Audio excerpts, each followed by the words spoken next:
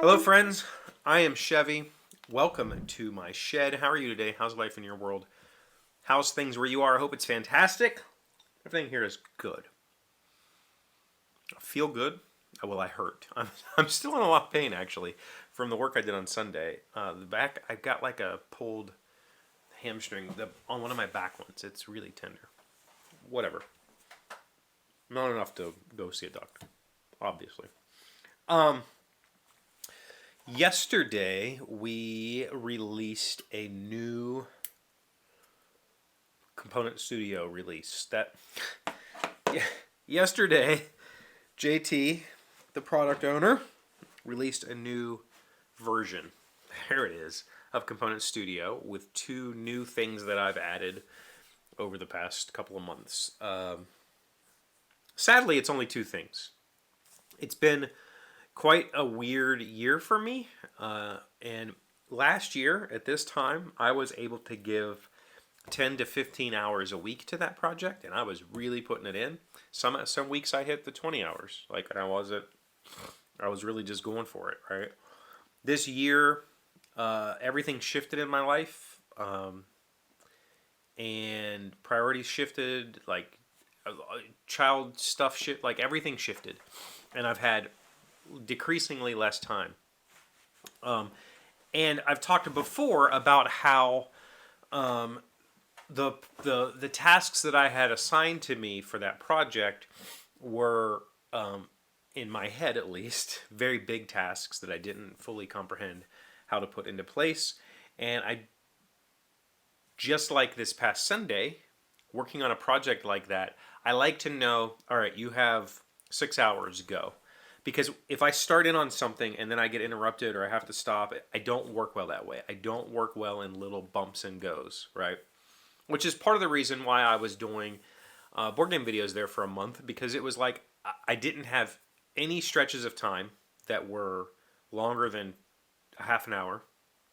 And that's the kind of project I can do in little bumps and starts. But working on a big coding project, well, as it turns out, the big coding project, it was big, but it wasn't. It ended up being not as big as I anticipated. It was still big, and there was still a lot of learning to go there. But the first one, I honestly don't fully remember. I do remember.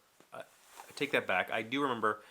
It was a pretty simple solution, and it added some interesting functionality that it's interesting. The one I just added yesterday adds almost some parametric style stuff that wasn't possible before.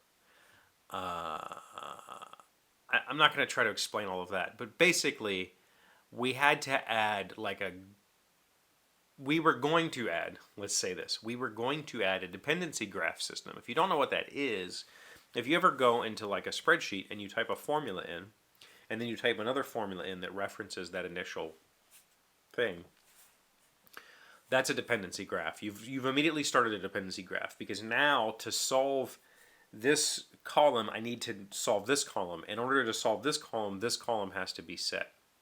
And so I need to start building this tree out. And that's what we were going to do. And that's kind of a complex thing to solve. It's not super simple. It's not super hard, but it's not super simple. The problem is packaging that inside of a subsystem in Component Studio. That was the challenge. And so I spent a long time. I really learned a lot about dependency graphs and worked hard on the problem, couldn't come to a solution. And then JT and I talked about it, and it turned out I was doing a lot of work because I had assumed that we wanted this function to work regardless of whatever, it just needed to work. And in order to do that, I had to do all this graphing stuff. And then I had this talk with JT, and I said, listen, he said, no, it's very simple. You just need to do some recursion. If you hit a target that needs to do more formulas, then you just recurve. Then you run that, and then you run that, and then eventually it'll come back. And I said, okay. But that's not technically true, because there's other we have other things, particularly like a random function that can introduce random values, and I can't just resolve every time I hit that, or else I'm working with different references of random. So I ended up talking to him. He was like, well, just make it not work with random. Like, nobody uses that. It's not useful. Just make that, like, throw that. You can't use that with this. And I went, oh, okay. And that simplified everything. Then this whole little simple recursion thing. So I guess the point is that I had it built in my head because he said, because the ticket said build a dependency graph system. That's what I set out to do. Okay, how do I accomplish that? I found packages that could do that. That could build an object that would solve dependencies. Then I'd have to add new stuff to the database, which would be more bloat and blah blah blah blah blah blah blah blah.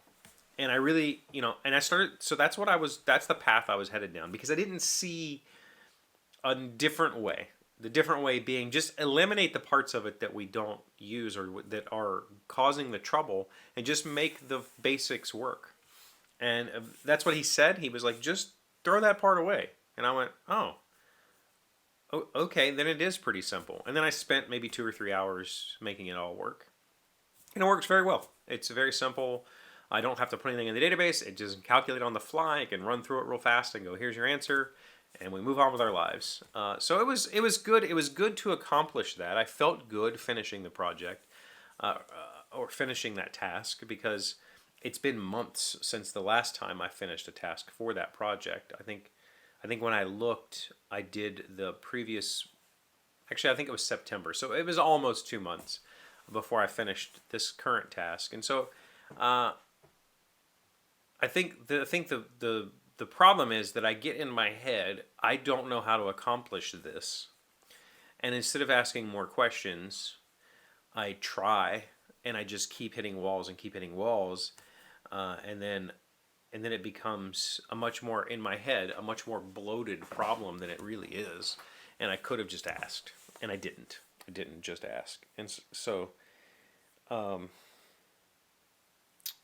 it felt good. It felt good to let it go, let it be released. And yet again, it's another lesson that I need to learn how to ask. We know this. We know I've had this problem. I've had this problem forever. I very rarely ask for help from anybody. It frustrates the hell out of Malia, because when I'm sick, I still do everything for myself. I still cook. I still clean. Make my tea. She's like, would you just rest and let me do this? But there's some part of me that says I can't. Like, that's not... I have to do it. I don't know. The point is, back on the project, making headway. The plan is to try to do... I still don't have a whole lot of time I can give to the project. And I told him this, I just don't. My personal time, I don't like saying I'm going to sell X amount of hours of my personal time. So the time that I have for projects, for side stuff, is been eaten up by other things. And I don't have a whole lot of time to give currently.